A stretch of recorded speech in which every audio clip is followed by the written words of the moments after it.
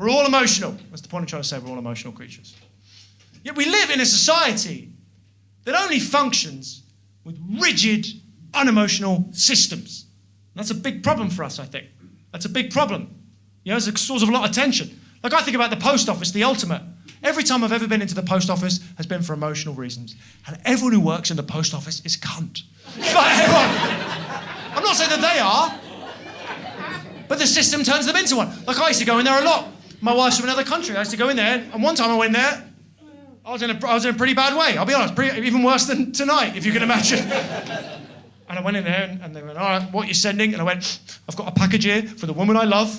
I've got a ribbon from her hair. I've got a ticket from our first date, and I've got 20 handwritten notes saying if she doesn't come back home and tell me this is going to be all right, I think I might actually kill myself.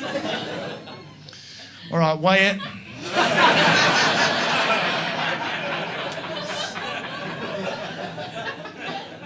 And that's it.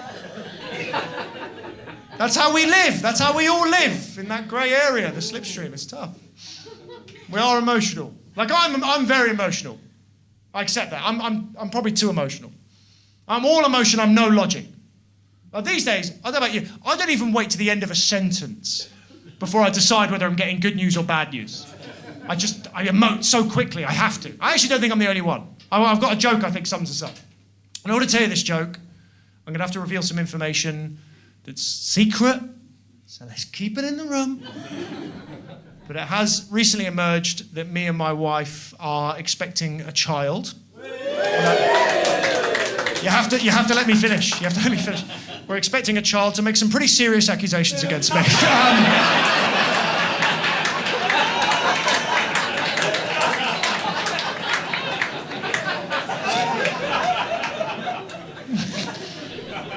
How do you think that went for you? How do you think that? Yes, you're my type of audience. You're emotional people. There's no way this will blow up in our face. I like that joke. I like it because it's sort of offensive, but it isn't, you know? Because I don't really do offensive comedy. I'm not really interested in shock comedy, you know? There's debates in a minute about shock comedy. Is it right? Is it wrong? The main thing is I just think it's boring. I think it's easy. Anyone can do it. Anyone can just use an offensive word, you know, a trigger word, trick an audience's emotion into feeling something. You know, bombarding, paedophilia, necrophilia, rape, anyone. Because also, use your head. Murder, far worse act. Murder's the worst thing a person can do. But that word, murder, doesn't shock us like those other words. It's far more socially acceptable. Yeah? Right, if you don't believe me, let me just ask you all a question, right? Do you think that Sophie Ellis-Bextor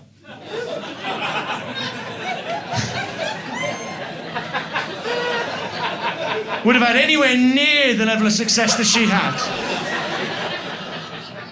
if she'd released a single called Paedophilia on the Dance Floor? Like,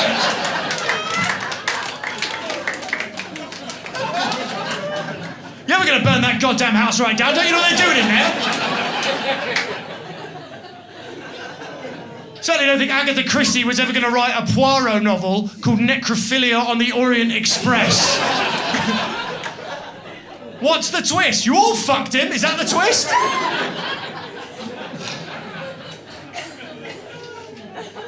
That's an example of a joke I wouldn't tell. So.